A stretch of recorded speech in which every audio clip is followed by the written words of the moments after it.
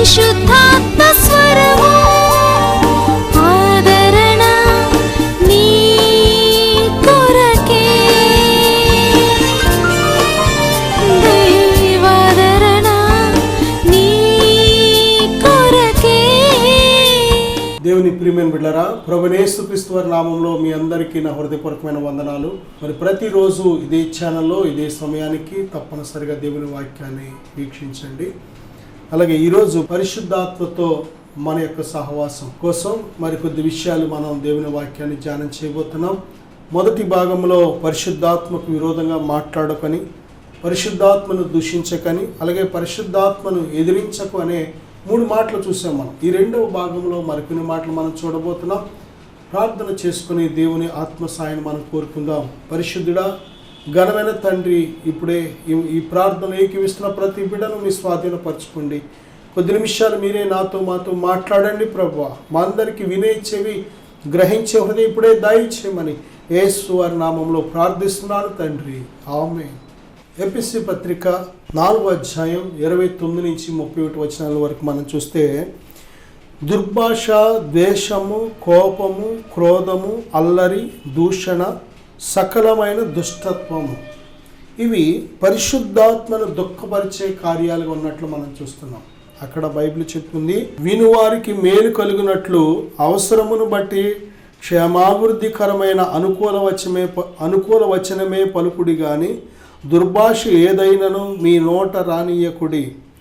దేవుని పరిశుద్ధాత్మను దుఃఖపరచకుడి. విమోచన దినము వరకు ఆయన యందు మీరు ముద్రింపబడి ఉన్నారు.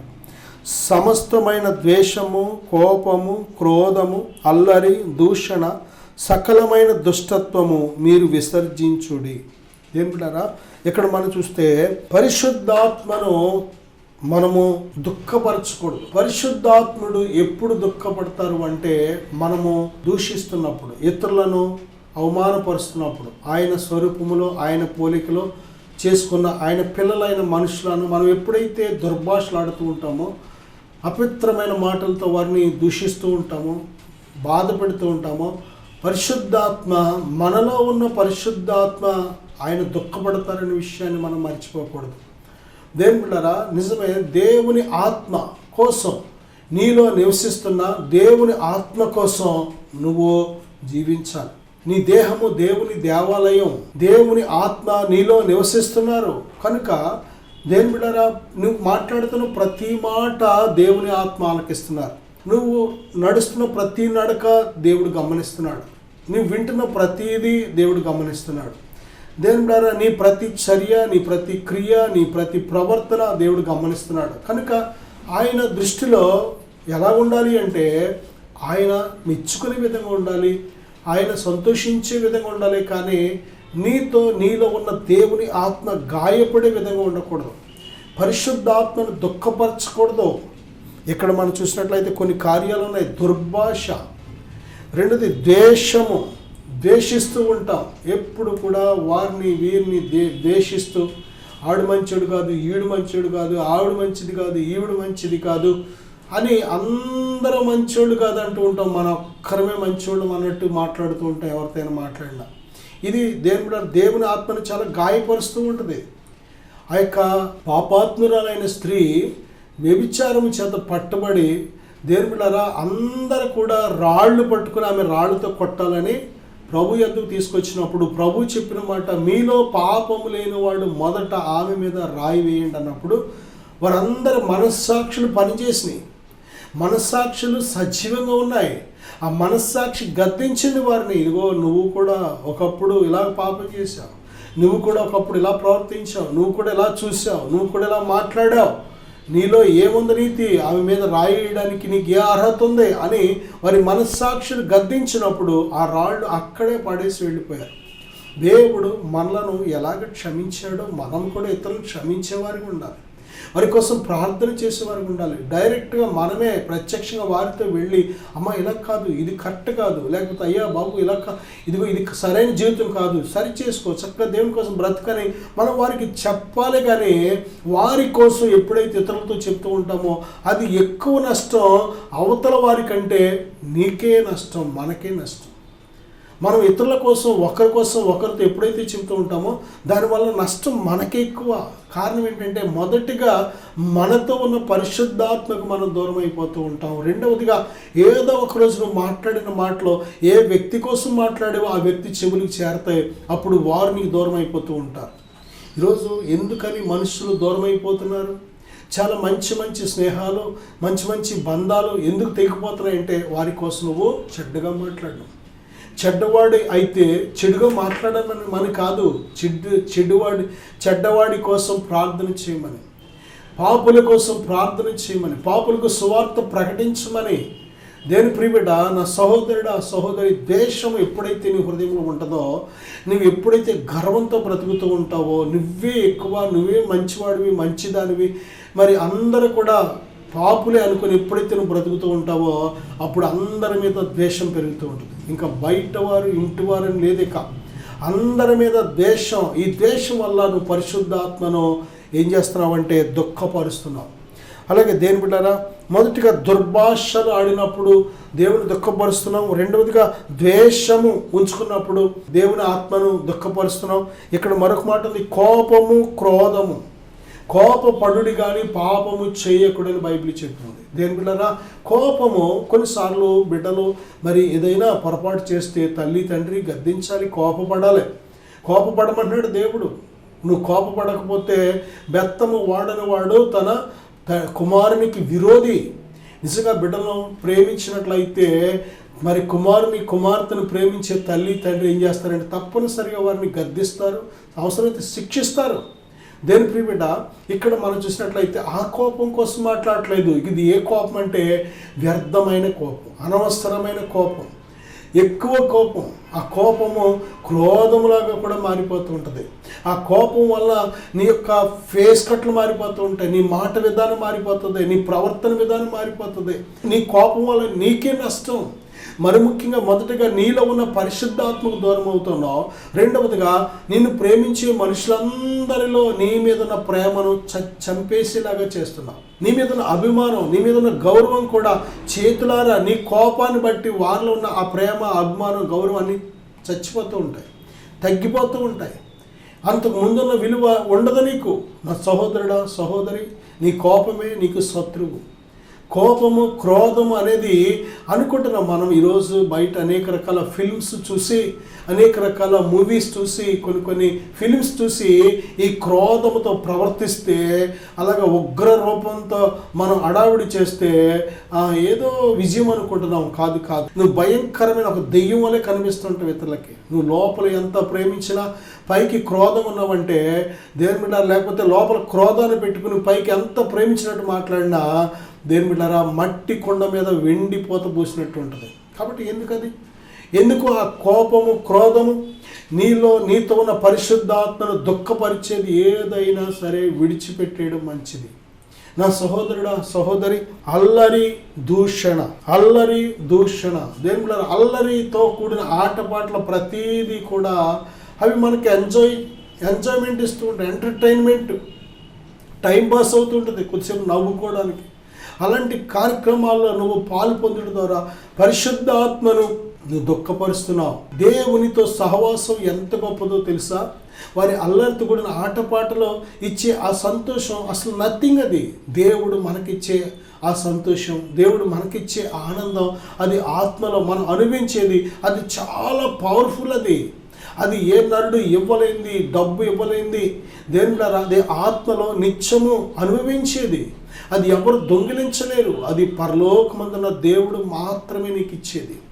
అల్లరితో కూడిన ఆటపాటలు, అల్లరి చేయడం ద్వారా, అల్లరి పనులు చేయడం ద్వారా అది నువ్వు దేవుని ఆత్మను దుఃఖపరుస్తావు. దూషణ, అల్లరి, దూషణ, సకలమైన దుష్టత్వము, ఇవన్నీ కూడా దేవుని బిడ్డలారా ఎఫెసీ పత్రిక 4:29 నుంచి 31 వరకు, అలాగే యెషయా గ్రంథం 63:10 కూడా మనం చూస్తే ఇటువంటి కార్యాలను బట్టి పరిశుద్ధాత్ముడు దుఃఖపడతాడో అనే విషయాన్ని మనం మర్చిపోకూడదు.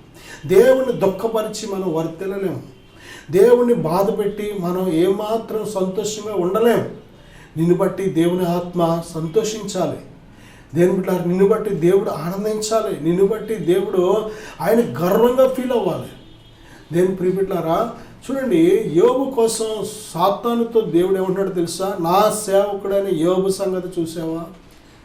నా యందు భయభక్తులు కలిగి చెడుతనాన్ని విసర్జించి నీతిమంతుడిగా న్యాయవంతుడిగా బ్రతుకుతున్నాడు, యథార్థవంతుడిగా బ్రతుకుతున్నాడు అని యోబు కోసం, ఆఫ్టర్ ఆల్ మానవుడు భూమి మీద ఉన్న మనుష్యుడైన యోబు కోసం దేవుడు సాక్ష్యం చెప్తున్నాడు. దేవుని బిడ్డ, ఎంత గొప్ప ధన్యత! దేవుడు మోషే కోసం నా ఇల్లంతటిలో నమ్మకమైన వాడు, భూమి మీద ఉన్న వారందరిలో మోషే మిక్కిలి సాత్వికుడు. అబ్బా, ఎంత గొప్ప సాక్ష్యం! దేవుడు అబ్రహాం కోసం దేవుడు అన్నాడు నా స్నేహితుడు అంటున్నాడు ఆయన. దేని ప్రియబిడ్డలారా, దేవుని చేత మనం మెప్పు మనన పొందడానికి ఎదురు చూడాలి, కానీ మనుషుల మెప్పు కోసం కాదు. మనుషులు ఇచ్చే మెప్పు కోసం మనం బ్రతికినట్లయితే ఎప్పటికీ దేవుణ్ణి సంతోషపరచలేము. మనుషులు ఈ నోటితో పొగుడుతారు, ఈ నోటితో తిడతారు. ఈ దేని బిడ్డారా, నీ ముందు ఒకటి మాట్లాడతారు, నీ వెనకాల ఒకటి మాట్లాడతారు. నువ్వు ఉన్నప్పుడు ఒకటి మాట్లాడతారు, నువ్వు లేనప్పుడు ఒకటి మాట్లాడతారు. నువ్వు వారికి సహాయం చేస్తే ఒకలా మాట్లాడతారు, చేయలేకపోతే ఒకలా మాట్లాడతారు. ఇస్తే ఒకలా మాట్లాడతారో, అడిగితే ఒకలా మాట్లాడతారు. దీని ప్రియబిడ్డ, ఇది మానవ నైజం, ఇది మానవ స్వభావం. ఇది మానవ స్వభావాన్ని బట్టి నువ్వు వారిని అపార్థం చేసుకోక్కర్లేదు. మానవ స్వభావం అంతే. కానీ మనం దేవుని పిల్లమైన మనము, దేవుని ఆత్మను ధరించుకున్న మనము, దేని ప్రియబిడ్డలారా, ఎవరు ఎన్ని రకాలుగా ప్రవర్తించి దేవునిలాగా మనం ప్రవర్తించాలి. మనం మాత్రం దేవునిలాగా, దేవుని ఆత్మ స్వభావం కలిగి ప్రవర్తించే వారికి మనం ఉండాలి. పరిశుద్ధాత్మను దుఃఖపరచకూడదు. అలాగే దెస్సలోనికీయులకు రాసిన మొదటి పత్రిక 4:7-8 ఉపేక్షించువాడు మనుషుని ఉపేక్షింపడు గాని మీకు తన పరిశుద్ధాత్మను అనుగ్రహించిన దేవునినే ఉపేక్షించుచున్నాడు. కొరింథీయులకు రాసిన మొదటి పత్రిక 6:18-20 వరకు ఒకసారి చూద్దాం. 6 మొదటి కొరింథీ 6:18-20 వరకు మనం చూస్తే, జారత్వమునకు దూరముగా పారిపోవుడి, మనుషుడు చేయు ప్రతి పాపమును దేహమునకు వెలుపల ఉన్నది గాని జారత్వము చేయువాడు తన సొంత శరీరమునకు హానికరముగా పాపము చేయుచున్నాడు. మీ దేహము దేవుని వల్ల మీకు అనుగ్రహింపబడి మీలోనున్న పరిశుద్ధాత్మకు ఆలయమై ఉన్నదని మీరు ఎరుగరా? మీరు మీ సొత్తు కారు, విలువ పెట్టి కొనబడిన వారు కనుక మీ దేహముతో దేవుని మహింపరచుడి. అలాగే దెస్సలోనికీయులకు రాసిన మొదటి పత్రిక 4 దెస్సలోనికీయులకు రాసిన మొదటి పత్రిక 4:7-8 పరిశుద్ధులగుటకే దేవుడు మనలను పిలిచెను గాని అపవిత్రులుగా ఉండుటకు పిలవలేదు. కాబట్టి ఉపేక్షించువాడు మనుషుని ఉపేక్షింపడు గాని మీకు తన పరిశుద్ధాత్మను అనుగ్రహించిన దేవునినే ఉపేక్షించుచున్నాడు. దేని పిల్లరా, అపవిత్రత అనేది చాలా దేవుని గాయపరిచి దుఃఖపరిచేది. పరిశుద్ధాత్మను లెక్కలేని విధంగా తీసేసినట్లు అనమాట. ప్రియబిడ్డలారా, దేవుని ఉపేక్షించడం అంటే నిర్లక్ష్యంగా చూడడం, లెక్కలేనట్టు చూడడం. ఇలా జీవింతే, ఇలా సంతోషిస్తే, ఇలా శరీరాన్ని సంతోషపెట్టుకునే ఈ కార్యాలు చేస్తే పర్లేదులే, ఆయన ఏమనుకుంటాడులే, ఆయన ఏం చేస్తాడులే అన్నట్టు దేవుని లెక్కలేని తరంగా చూడడం అనమాట. బైబిల్ చెప్తుంది అపవిత్రమైన కార్యాలకు దూరంగా ఉండాలి. ఎక్కడ చూసిన కడవరి దినాల్లో వ్యభిచారము, జారత్వము, కాముకత్వము, అపవిత్రత విస్తరించేస్తుంది. దేవుని బిడ్డలారా, చిన్న వయసు నుంచి కూడా వృద్ధుల వరకు కూడా కామం అనేది ఒక వైరస్ వలె, HIV వైరస్ కంటే, ప్రియబిడ్డలారా, క్యాన్సర్ వైరస్ కంటే మరి చాలా రకాల డేంజరస్ వైరస్లు ఉన్నాయి. వాటన్నిటికంటే చాలా ప్రమాదకరమైన వైరస్ లాంటిది ఏంటి తెలుసా? కామం చేత చిన్న పెద్ద ఆడ మగన్ లేదు, ఉన్నవాడు లేనోడని లేదు, అందరిని కూడా పట్టి పీడించేస్తుంది. పశువుల కంటే హీనంగా అయిపోతున్నారు మనుషులు. వారి దేహాలతో ఎంత దుర్మార్గపు పనులు చేస్తున్నారు, వారి దేహాన్ని ఎన్ని రకాలుగా అపవిత్రమైన కార్యాలకు అప్పగిస్తున్నారు. వారి దేహాన్ని పంది వలె బురదలో ముంచి ఏ విధంగా అపవిత్రపరుస్తున్నారు. కుక్కలాగా కక్కిన దాన్ని మళ్ళీ తిని వద్దనుకొని, మళ్ళీ తిని వద్దనుకొని, మళ్ళీ తిని అదే బ్రతుకుచున్న జీవితాలు ఎన్నో మనం చూస్తున్నాం. పరిశుద్ధాత్మను ఎంతగా వారు గాయపరుస్తున్నారో, ఎంతగా పరిశుద్ధాత్మను లెక్కలేని విధంగా చేస్తున్నారు. దేని ప్రియబిడ్డ, నీ దేహము దేవుని దేవాలయం. దేవుడు తన ప్రాణమిచ్చి, తన రక్తమిచ్చి నేను కొన్నాడు, వెలపెట్టి కొన్నాడు. ఆయన 3వ దినాన సమాధిని తిరిగి లేచాడు. ఆయన మరణ వేదనలు దేవుని ప్రియబిడ్డారా జయించి పునరుద్ధరణుడిగా సజీవుడిగా ఉన్నాడు. ఆయన తన పరిశుద్ధాత్మను దేవుని ప్రియబిడ్డారా నీకు సంచకరువుగా ఇచ్చాడు తెలుసా. పరిశుద్ధాత్ముడు సర్వశక్తిమంతుడు, ఆయన దేవుడు. దేవుని ప్రియబిడ్డ నీలో తన ఆత్మను ఉంచిన ఆ పరలోకపు తండ్రి నిన్ను ప్రేమించి నీకు ఒక గిఫ్ట్గా ఇచ్చాడు. పరిశుద్ధాత్మను ఉపేక్షిస్తున్నావా? లెక్కలేనితనంగా చాలాసార్లు మన పెద్దలు తల్లిదండ్రులు ఎవరైనా మనకి ఏదైనా గిఫ్ట్ ఇస్తే అది తెలియకో తెలుసో మొత్తం మీద అది పాడు చేసుకుంటే ఆ తర్వాత అయ్యో ఒకప్పుడు మా అమ్మ లేకపోతే మా నాన్న లేకపోతే పలానా గిఫ్ట్ ఇచ్చారు, నేనే దాన్ని పాడు చేసుకున్నానని ఆ తర్వాత చాలా బాధపడుతూ ఉంటాం. అప్పుడప్పుడు జ్ఞాపం చేసుకొని మన జీవితాల్లో దేవుని ప్రియబిడ్డారా అంతకంటే గొప్పది దేవుడు తన ఆత్మనే సంచకరువు నీకు ఇచ్చాడు. తన ఆత్మని వరాన్ని ఇచ్చాడు. తన ఆత్మను నీకు ఒక బహుమానంగా ఇచ్చాడు. పరిశుద్ధాత్మని ఎంతవరకు గౌరవిస్తున్నావు? పరిశుద్ధాత్మ నీలో నివాసం చేయడానికి ఎంతవరకు యోగ్యత కలిగి జీవిస్తున్నావు? పరిశుద్ధాత్మకు లోబడి జీవిస్తున్నావా? పరిశుద్ధాత్మని ఎంతకాలం గాయపరుస్తూ, ఎంతకాలం బాధపరుస్తూ, ఎంతకాలం తిరుగుబాటు చేస్తూ, ఎంతకాలం ఆయన ఏడిపిస్తూ బ్రతుకుతావు? నా సహోదరుడా, సహోదరి, దేవుడు నిన్ను ప్రేమిస్తున్నాడు. కనుకనే దేవుడు తండ్రి తాను ప్రేమించి కుమారుని గద్దిస్తాడు, శిక్షిస్తాడు. కనుక ఆయన తండ్రిలాగా మనతో మాట్లాడుతూ ఉంటాడు. ఆయన దేవుని ప్రియబిడ్డ నిన్ను ప్రేమిస్తున్నాడు. కనుకనే నువ్వు నశించుకోవడం దేవునికి ఇష్టం లేదు. కనుకనే నీ దేహాన్ని చెరిపే దేన్నైనా విడిచిపెట్టే. నేను జ్ఞానిని కదా అని నువ్వు అనుకోవద్దు. నువ్వే జ్ఞానవంతుడివి, జ్ఞానవంతురాలు అని అనుకోవద్దు. దేవునికి ఆయాసకరమైనది ఏదైనా ఉంటే నీ జీవితంలో విడిచిపెట్టే. దేవుని పరిశుద్ధాత్మను దుఃఖపరచుకో. నేను మీకోసం ప్రార్థన చేస్తాను. విశ్వాసంతో ఎక్కివిద్దాం. తండ్రి, ఇదిగో దయతో క్షమించండి. ఈ ప్రార్థన ఎక్కివిస్తున్న ప్రతి బిడ్డను వారి అవిధేయత ఉంటే క్షమించండి ప్రభువా. మనస్ఫూర్తిగా ఎవరైతే ఒప్పుకున్నారో నాయన, వారి అవిధేయతను ఒప్పుకున్నారో తండ్రి, ఇదిగో దయతో క్షమించండి. మీ రక్తంతో కడగండి నాయన, తిరిగి మీతో అంటుకట్టండి అయా. మీ పరిశుద్ధాత్మతో నింపండి అయా. నీ బిడల దేహాల్లో మీరు నిత్య నివాసం ఉండమని, మీ పాత్రలుగా సిద్ధపరిచి వాడుకునమని యేసు నామములో ప్రార్థిస్తున్నాను తండ్రి. ఆమేన్. God bless. దయచేసి ఇద్దరు ఆడవాళ్ళు, ఇద్దరు మామూలు ఉండే కట్టుకునే వాళ్ళు అంతే. Thank you Jesus.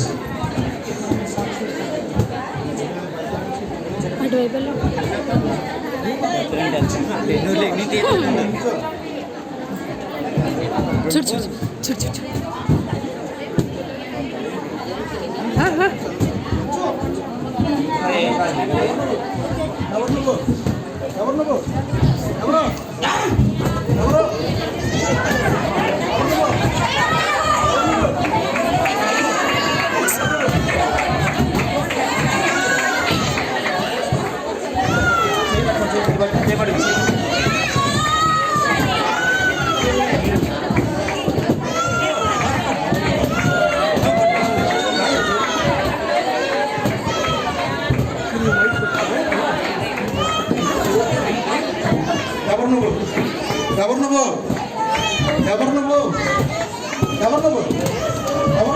సెకండ్ చేసు. ఎవరు నువ్వు? చెప్పు. ఎవరు నువ్వు? ఎవరు నువ్వు? ఎవరు నువ్వు? ఎవరు నువ్వు? ఎవరు నువ్వు? ఎవరు నువ్వు? ఎవరు నువ్వు? ఎవరు నువ్వు? ఎవరు నువ్వు? ఎవరు నువ్వు? ఎవరు?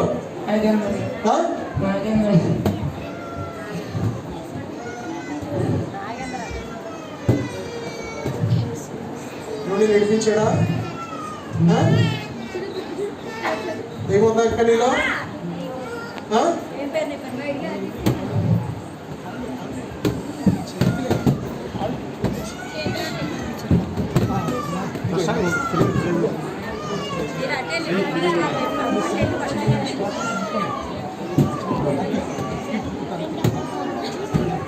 ఎవరు నువ్వు? ఎవరు నువ్వు? ఎవరు నువ్వు? ఎవరు నువ్వు? ఎవరు నువ్వు?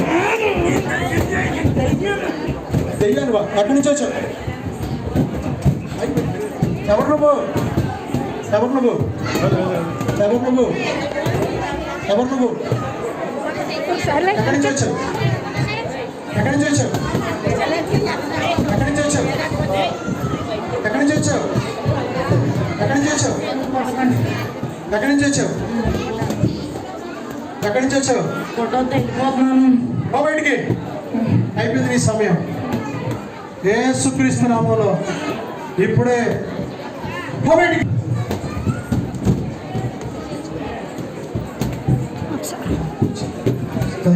వందనాలు చెప్పేసరికి హల్లెలూయా. ఎన్నో సంవత్సరాల నుంచి త్రాగుడికి భారం చేసేసింది, కుటుంబాన్ని ఏడిపించింది దెయ్యం. ఈరోజుతో దేవుడు నీకు విడుదల ఇచ్చాడు. Thank you Lord. వందనాలు చెప్పేసరికి వందనాలు చెప్పా. Hallelujah hallelujah.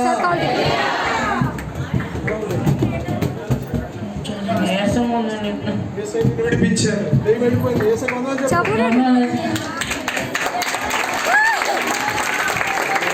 Thank you Jesus. హల్లెలూయా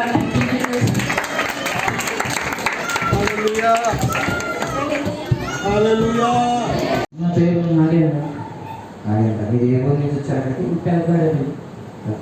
మీ చర్చికి ఎప్పటి నుంచి వస్తున్నారు? 5 years నుంచి. 5 years నుంచి వస్తున్నారు. ఇప్పుడు మీకున్న సమస్య ఏంటి? ప్రింటింగ్ ఎక్కువ తీసుకోండి, దాని గురించి పాస్పోర్ట్ విడుదల ఇస్తారని వస్తుంది. ఏ సమస్య? రావడైన సమస్య. మరి దైవజనుల దగ్గరికి వచ్చినప్పుడు ఈ సమస్యను ప్రార్థిస్తున్నప్పుడు దైవజనులు ఆ సమస్యను విశ్వసించి ప్రార్థించినప్పుడు మీకు ఎలా అనిపించింది? అసలు నేను దగ్గరికి వెళ్ళకపోయాను. కొళ్ళని మంటలు వచ్చేసి ఆయన దగ్గరికి వెళ్తుంటే ఆయనకి పారిపోయాను. ఆయన దగ్గరికి కూడా వెళ్ళకపోయాను అసలు. అప్పుడు నేను పక్కన వాళ్ళని పట్టుకుని ఫస్ట్ వాటర్ స్ప్రే చేయగానే ఏమేమి తెలియదు, పడిపోయాను. అలా ముద్దా పట్టేసినట్టు అయిపోయి తర్వాత రిలీజ్ అయ్యింది. కిందకి వచ్చారు ఆ వాటర్ స్ప్రే చేసి. తర్వాత మీకు రిలీఫ్ అనిపించింది. ఇప్పుడు మీరు ఇతరులకు ఇచ్చే సాక్ష్యం ఏంటి? దేవుడు నమ్మదగిన దేవుడు, పరిశుద్ధమైన దేవుడు. నేను కూడా నమ్మాను. నాకు కొంచెం బాగుంది. మరి ఈ బ్రదర్ జీవితంలో అనేకమైన బంధకాలు, త్రాగుడైన బంధకం నుంచి ఎంతో మరి దేవునికి ఆయాసకరంగా జీవించాడు. కానీ దేవుని యొద్దకు వచ్చేవారిని ఆయన ఎంత మాత్రమో కూడా ఎక్కివాడు. ఎందుకంటే ఆయన మా కన్న తండ్రి కనుక. మరి దైవజనుడికి దగ్గరికి వచ్చి ఆ అభిషేక వాటర్ని సేవ్ చేస్తే నా జీవితం బాగుపడుతుందని వచ్చి దైవజనులతో ప్రార్థన చేస్తున్నప్పుడు మరి ఆ యొక్క దురాత్మ అతని నుంచి వీడి వెళ్ళిపోయి ఎంతో నెమ్మది సమాధానంతో ఆ బిడ్డ నింపబడ్డాడు. ఇది కేవలం దేవుని యొక్క మహిమ. మనందరం కూడా ఒకసారి చెప్పడం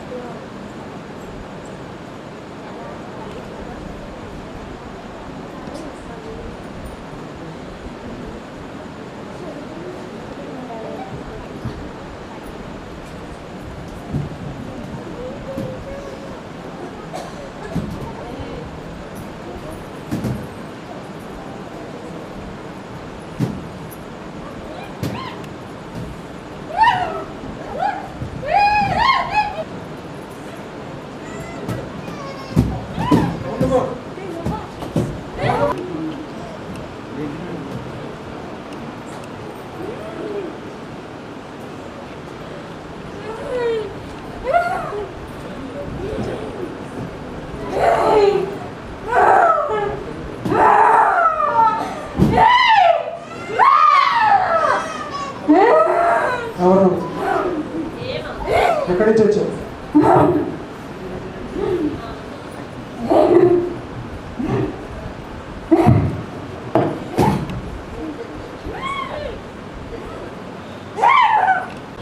యేసుక్రీస్తు నామమున ఆజ్ఞాపిస్తున్నా.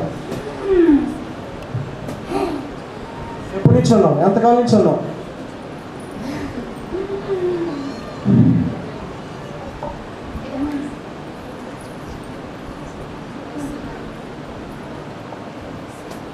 name of Jesus Christ.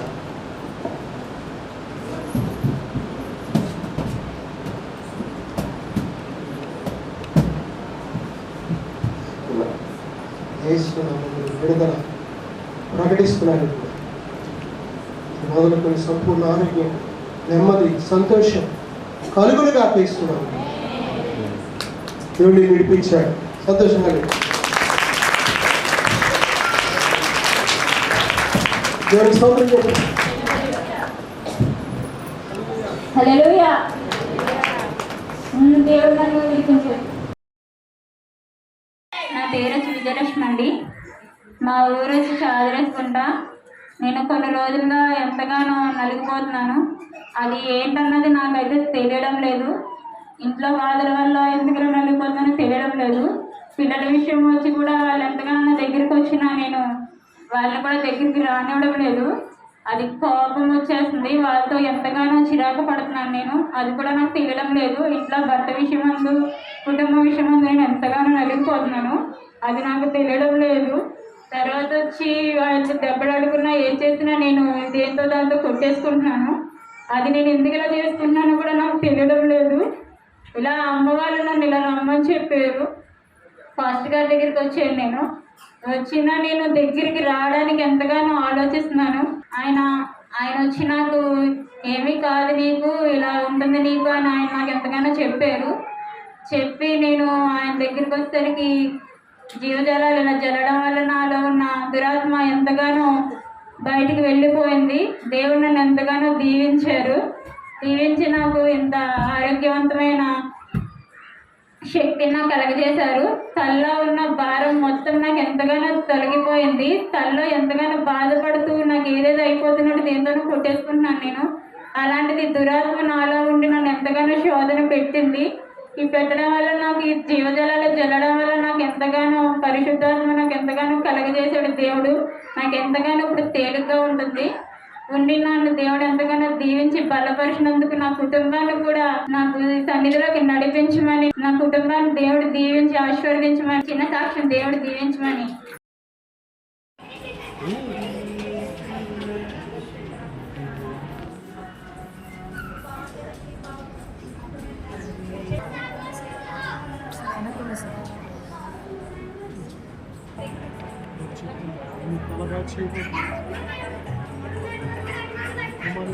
తలగా వాడుకోబోతుంది. మించిన ప్రయాణం ఇవాళకి తోడుగా ఉన్నారు కనుక రూపించిన 5 వర్గాలను గడిచారు. మార్గాన్ని సరళం చేయబోతున్నారని